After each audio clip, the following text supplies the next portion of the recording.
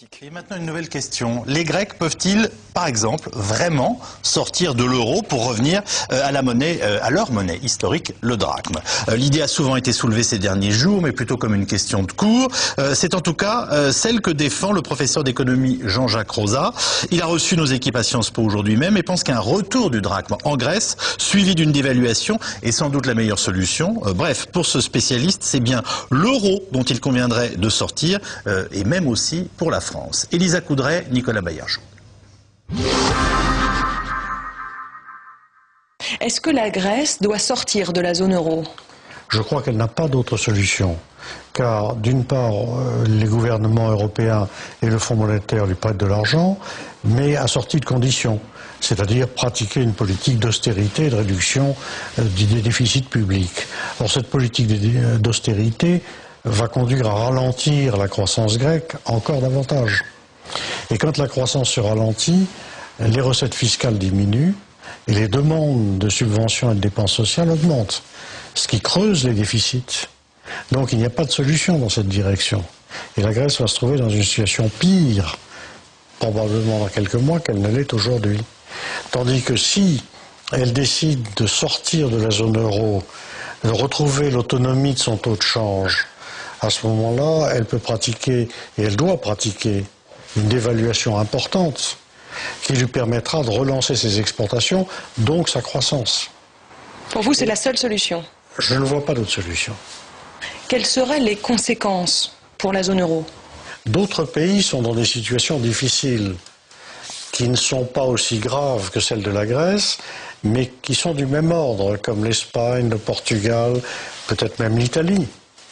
Donc ces pays, voyant que la Grèce sort de la zone euro, et si cela se passe de manière pas trop catastrophique, ils peuvent être conduits à s'interroger sur l'opportunité de sortir eux-mêmes de la zone euro.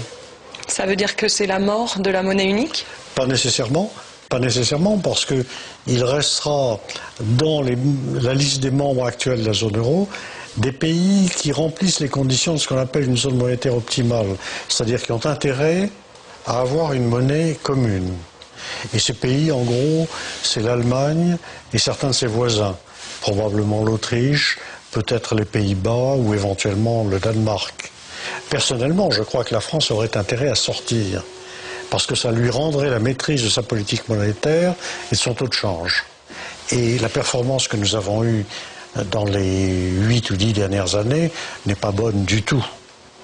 Donc si nous avions une monnaie indépendante avec un taux de change indépendant, je pense que nous aurions une croissance nettement plus forte. Jean-Jacques Rosa, il n'est pas brigade rouge, hein. Il est patron du MBA. Non mais je le dis qu'on entendait il y a 2 minutes. Voilà, il est patron du MBA à Sciences Po, où vous êtes vous-même professeur, et il nous dit, écoutez, c'est sans doute ce qu'il y a de mieux pour les Grecs, et c'est peut-être ce qu'il y aurait de mieux pour la France, sortir de l'euro. Oui, c'est un économiste sérieux, il est pro-libéral, il est pour le marché. Eurosceptique, quoi, dans tous les sens du terme, si je puis dire. Il a toujours dire. été opposé à l'euro, il a toujours combattu cette monnaie commune.